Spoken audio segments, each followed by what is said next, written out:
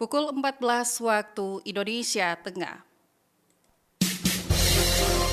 Radio Republik Indonesia toli-toli dengan warta berita daerah.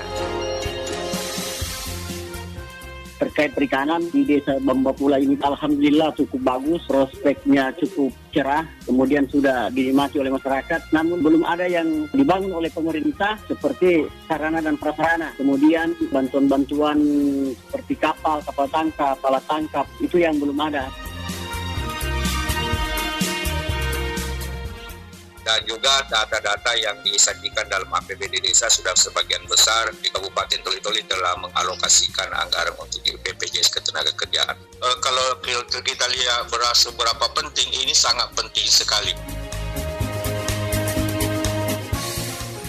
Subjek dan objek, sasaran dan pelaku daripada pembangunan itu sendiri. Terlebih-lebih lagi kita di era kepemimpinan Bapak Prabowo Subianto yang dimana dengan astacita di poin ke-6 di sana pembangunan dimulai dari desa, kemudian memperkuat ketahanan pangan, kemudian bagaimana pengentasan kemiskinan di desa. Topik utama tersebut akan kami rangkai dengan sejumlah informasi penting lainnya yang berhasil dihimpun tim redaksi kami hari ini. Di antaranya, tarian Monamot atau tarian penyambutan terus dikembangkan sebagai bagian dari pelestarian budaya daerah di sejumlah sekolah di Kabupaten Buol. Serta diakhiri wawancara bersama Kepala Kantor Kementerian Haji dan Umroh Kabupaten Toli-Toli terkait kesiapan pelayanan haji di Kabupaten Toli-Toli. Dan inilah warta berita selengkapnya edisi Selasa 20 Januari 2026 bersama saya Irna.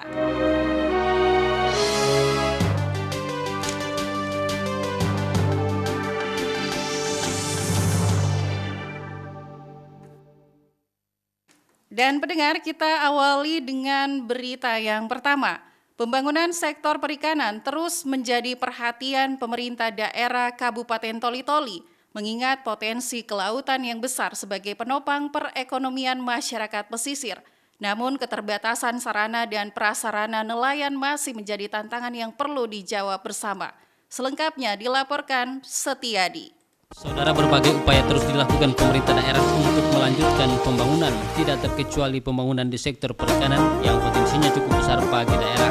Luas wilayah Kabupaten Toli-Toli yang sebagian besar merupakan wilayah pesisir menjadikan daerah ini memiliki peluang dalam meraup pendapatan daerah dari sektor kelautan dan perikanan. Namun balik itu, banyak tantangan serta kendala yang ditemui seperti masih minimnya alat atau fasilitas yang digunakan nelayan dalam menangkap ikan.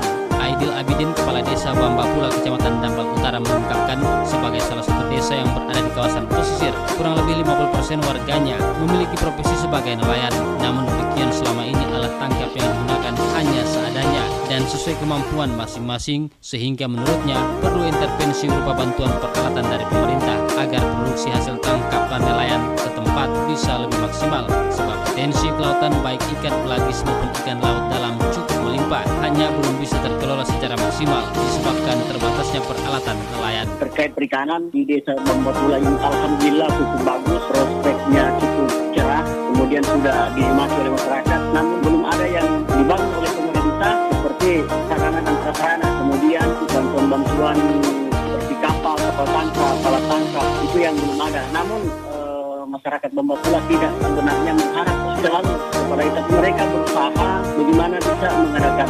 prasarananya seperti perahu, bukan.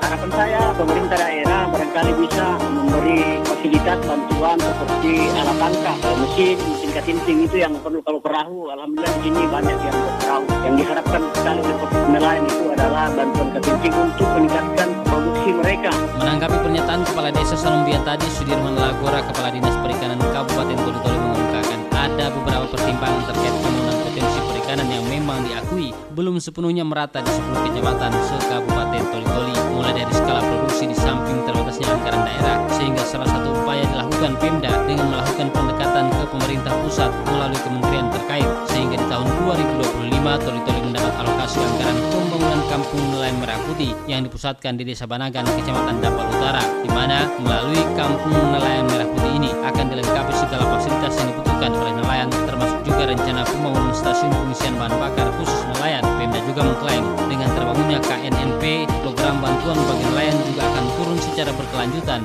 dari pemerintah pusat. Soal nanti bantuan dan sebagainya, kita akan coba evaluasi, kita coba fasilitasi juga dengan adanya kampung nelayan merah putih di sana, kita berpotensi untuk mendapatkan bantuan lebih banyak lagi dari segi sarana prasarana, contoh mesin, pukat dan sebagainya. Di sana kami sudah siapkan Pak, di sana ada kostori, tempat penampungan ikan, kami sudah siapkan pabrik gas, tambatan perahu. Di sana banyak fasilitas lain yang bisa dimanfaatkan oleh masyarakat untuk melakukan proses pasca produksi dari ikan di laut. Jadi kita sudah siapkan, tidak usah kemana-mana. Pembelinya juga bisa berada di situ.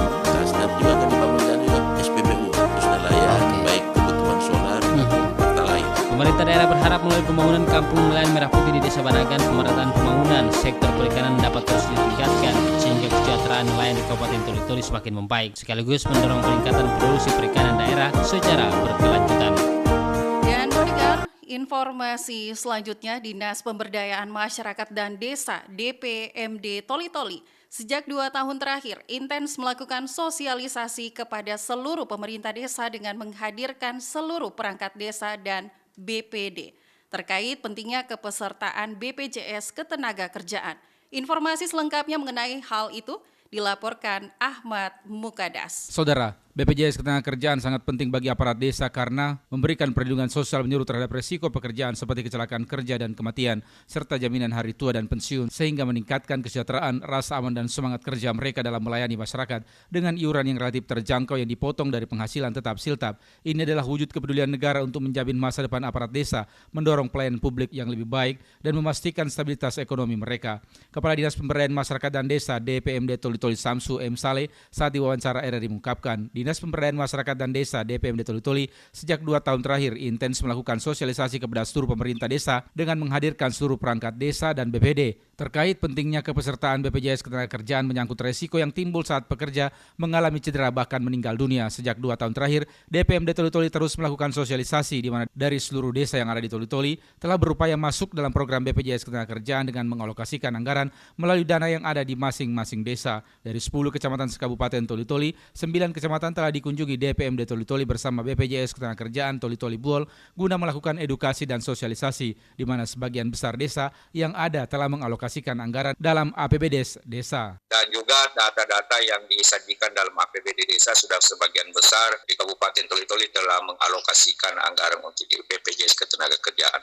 Kalau kita lihat seberapa penting, ini sangat penting sekali. Pertama, untuk menjamin keberlangsungan dari seorang pekerja ketika mengalami gangguan pada saat bekerja. Misalnya terjadi kecelakaan dalam melaksanakan tugas, maka ada perlindungan kecelakaan terhadap pekerja itu pada saat mereka tidak bisa lagi melaksanakan kegiatan aktivitas. Sementara itu, Kepala Desa Lalos Kecamatan Galang, Sujono Gedarus saat diwawancara RRI terkait persoalan tersebut mengungkapkan sejak lama seluruh aparatnya baik aparat desa maupun BPD telah masuk dalam program BPJS Ketenagakerjaan. Hal itu sebagai bentuk perlindungan bagi aparat desa yang ada di Desa Lalos karena aparat desa dinilai rentan terhadap risiko pekerjaan yang dijalankan sehingga dimasukkan dalam program BPJS Ketenagakerjaan. Sejak tahun 2021 hingga saat ini atau kurang lebih 5 tahun lamanya, seluruh aparat desanya telah tercover dalam program BPJS Ketenagakerjaan. Tidak hanya itu, aparat desa juga dimasukkan dalam program BPJS Kesehatan karena memiliki banyak manfaat. Dari segi manfaat, ya, dari segi manfaat sih dengan jaminan tersebut, memang belum ada sih,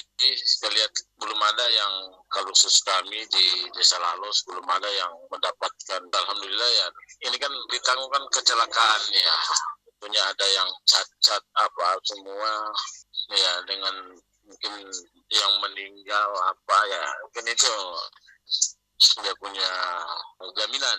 Untuk itu dirinya berharap seluruh aparat desa yang ada di Kabupaten Toli-Toli memasukkan aparatnya dalam program BPJS Ketenagakerjaan maupun BPJS Kesehatan guna menghindari hal yang tidak diinginkan bersama. Dan pendengar, pemerintah desa Ginunggung, Kecamatan Galang terus menunjukkan komitmennya dalam memberdayakan masyarakat desa melalui penerapan program gerakan menanam sebagai upaya memperkuat ekonomi desa sekaligus meningkatkan ketahanan pangan masyarakat. Mengenai hal tersebut, Martina melaporkan. Ketahanan pangan merupakan kondisi terpenuhinya komoditi pangan bagi masyarakat yang tercermin dari tersedianya pangan yang cukup, berkualitas, dan aman. Kepala Desa Ginunggung Anwar Lihawa mengatakan, gerakan menanam merupakan bentuk implementasi Astacita pemerintahan Presiden dan Wakil Presiden RI, khususnya poin ke-6 yakni pembangunan dari desa untuk pemerataan ekonomi dan pengentasan kemiskinan. Pemerintah Desa Ginunggung memiliki tugas dan fungsi untuk memberikan edukasi bagi kelompok tani sebagai garda terdepan dalam peningkatan swasembada pangan. Subjek dan objek, sasaran dan pelaku daripada pembangunan itu sendiri. Terlebih-lebih lagi kita di era kepemimpinan Bapak Prabowo Subianto yang dimana dengan Astacita. Di poin ke-6 di sana pembangunan dimulai dari desa, kemudian memperkuat ketahanan pangan, kemudian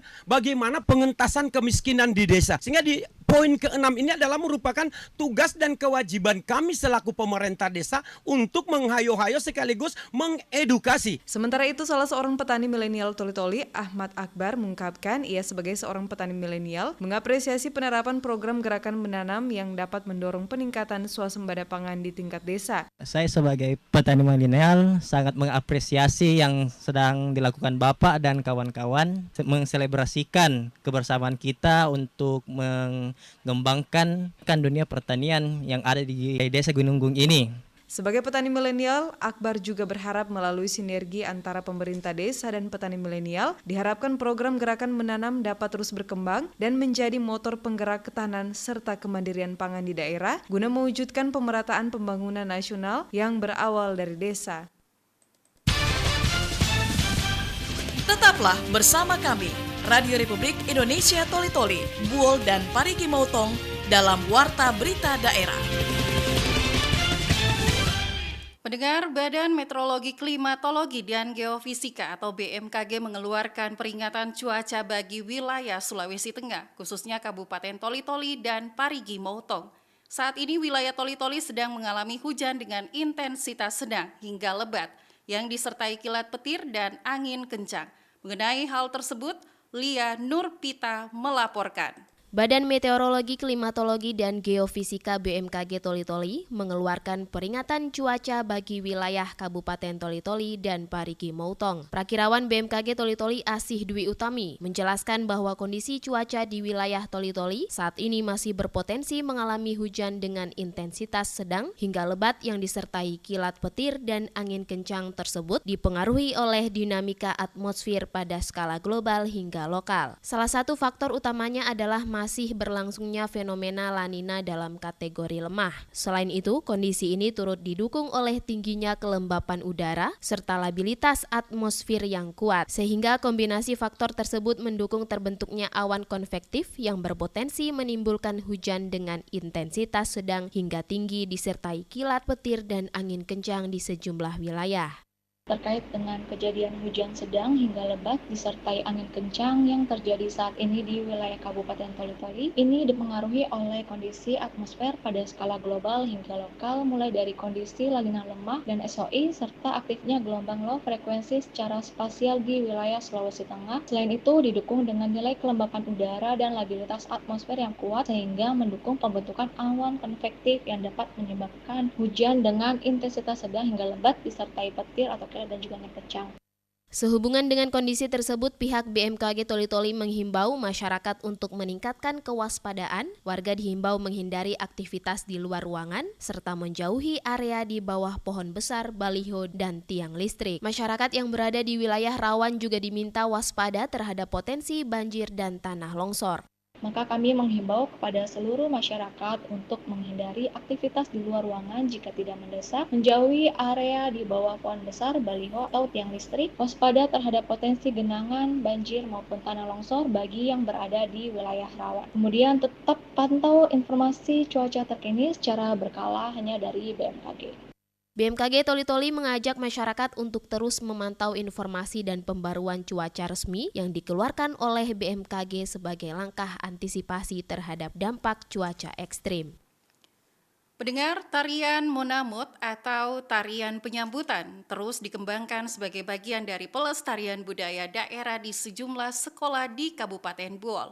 Mengenai hal tersebut, Datra Hasan melaporkan. Tarian Monamot yang dalam bahasa Buol dikenal sebagai tarian penyambutan terus dikembangkan sekaligus sebagai bagian dari pelestarian budaya daerah di sejumlah sekolah di Kabupaten Buol. Tarian tradisional ini kerap ditampilkan dalam berbagai kegiatan resmi, khususnya saat menyambut tamu dari luar daerah yang berkunjung ke kota Berkah Buol. Guru SMP Negeri 1 Memunu Fida mengatakan, meskipun sekolahnya masih memiliki keterbatasan tenaga pengajar yang memiliki spesialisasi di bidang seni tari, pihak sekolah tetap berkomitmen memberikan ruang dan kesempatan kepada para siswa untuk berkarya dan mengenal budaya daerahnya sendiri. Tari Monamot merupakan tarian yang sudah cukup familiar di tengah masyarakat Kabupaten Buol sehingga relatif mudah dikenalkan dan dipelajari siswa. Ini sebenarnya tidak masuk kayak di sanggar seni, dia cuman bakatnya anak-anak kita salurkan ke seni tari. Anak-anak SMP 1 Menu mewakili ada 10 orang untuk menari Monamot. Harapan saya kalau di SMP di sekolahnya kita mungkin masih minim untuk bakat-bakatnya anak-anak karena mungkin guru-gurunya tidak terlalu mahir di tari. Sementara itu salah seorang siswa SMP 1 Memunu, Rohila, mengatakan meskipun dirinya hanya belajar melalui video, dirinya antusias untuk berkembang dengan mempelajari berbagai gerak dasar tari dan mengikuti berbagai lomba. Untuk pelatihnya itu masih guru kami sendiri.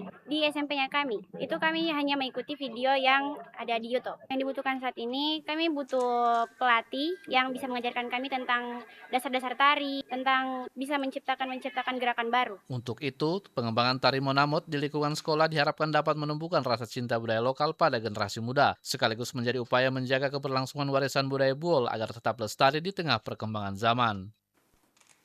Dan pendengar, pemerintah Kabupaten Buol terus mematangkan persiapan pembangunan rintisan sekolah rakyat. Program yang digagas pemerintah pusat ini juga ditargetkan mampu memperluas akses pendidikan khususnya bagi masyarakat kurang mampu di wilayah Kabupaten Buol.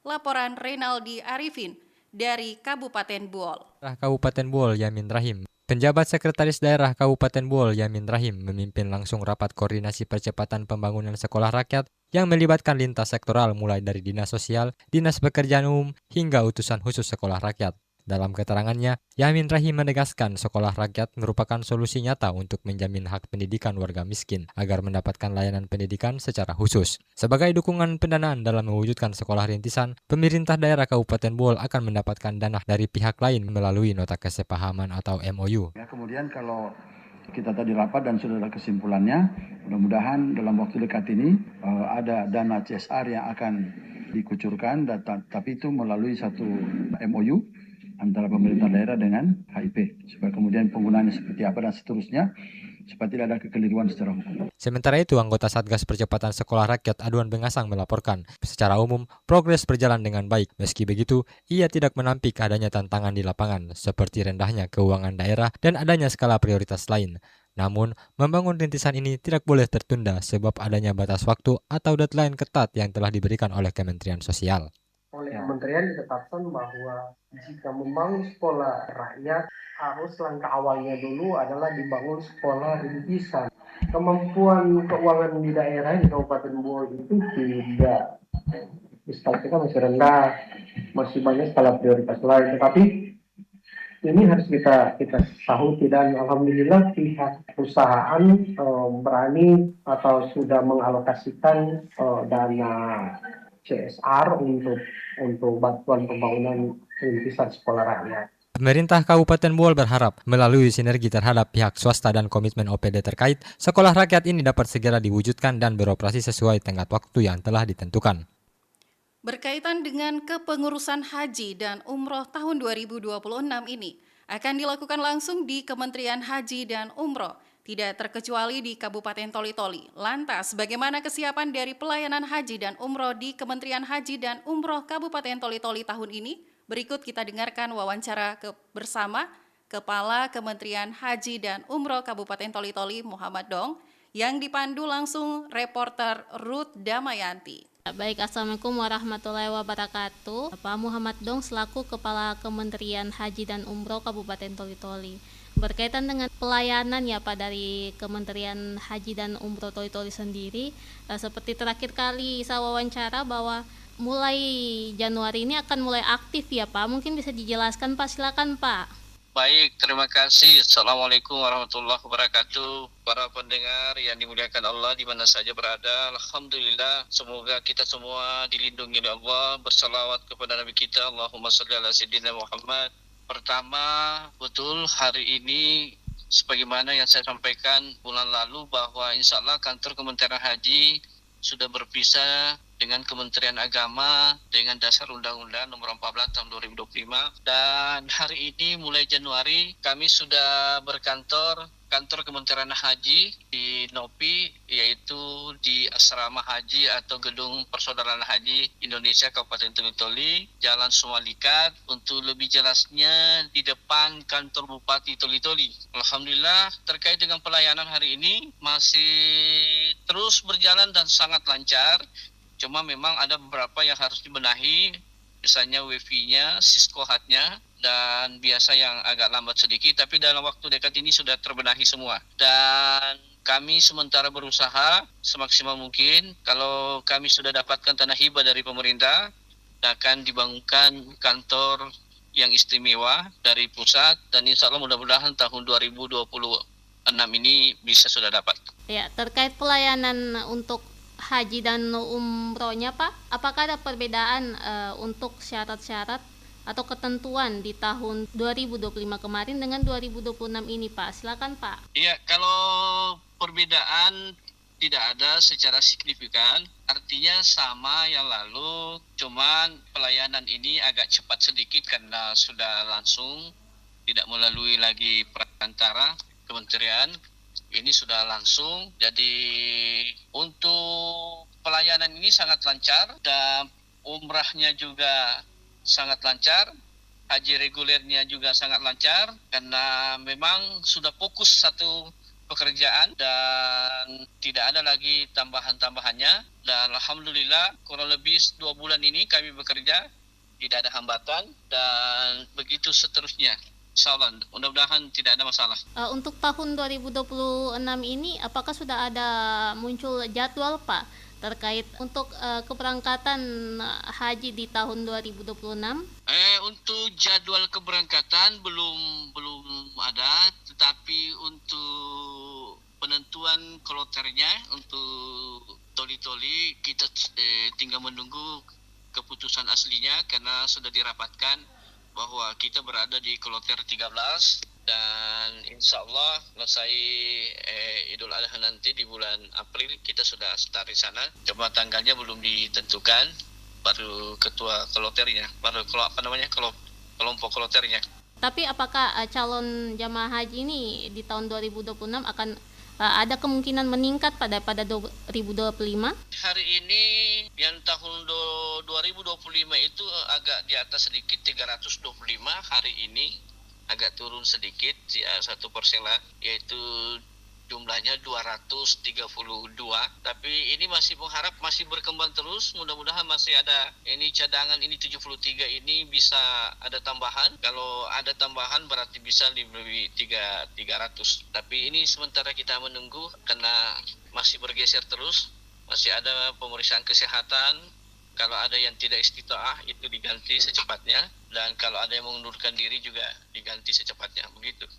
Ya, terakhir Pak Muhammad Dong, mungkin ada imbauannya untuk masyarakat, karena memang kehadiran Kementerian Haji dan Umroh ini kan masih baru di Kabupaten Toli-Toli ya Pak. Mungkin ada imbauannya untuk memberikan informasi kepada masyarakat bahwa untuk proses ketentuan terkait haji dan umroh sudah di Kementerian Haji dan Umroh dilakukan. Silakan Pak Muhammad Dong.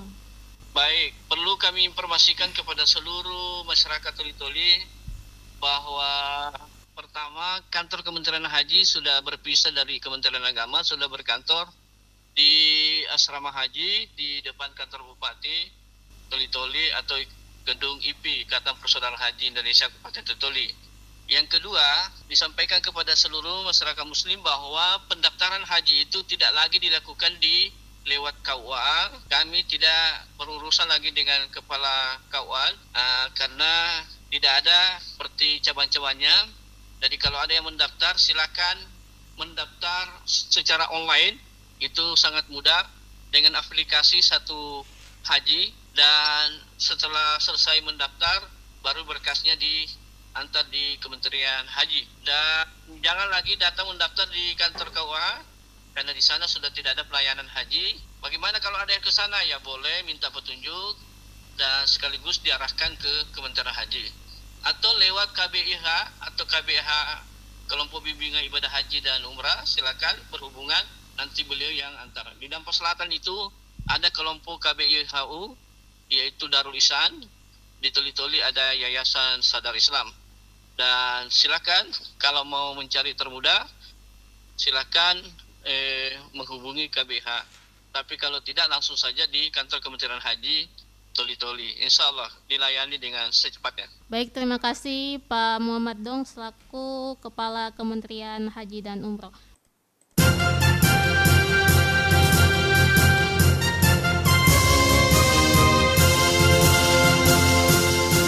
Baik, demikian informasi dalam Warta Berita Daerah siang ini. Kami harap Anda masih bersama kami untuk menyimak berbagai informasi yang kami hadirkan di Toli-Toli siang ini. Dan Anda juga bisa dapatkan beragam informasi aktual dari portal resmi kami di www.rri.co.id. Serta jangan lupa follow akun media sosial kami, YouTube, Facebook, Instagram, serta TikTok RRI Toli-Toli. Mewakili tim yang bertugas, saya Irna mengucapkan terima kasih dan selamat siang.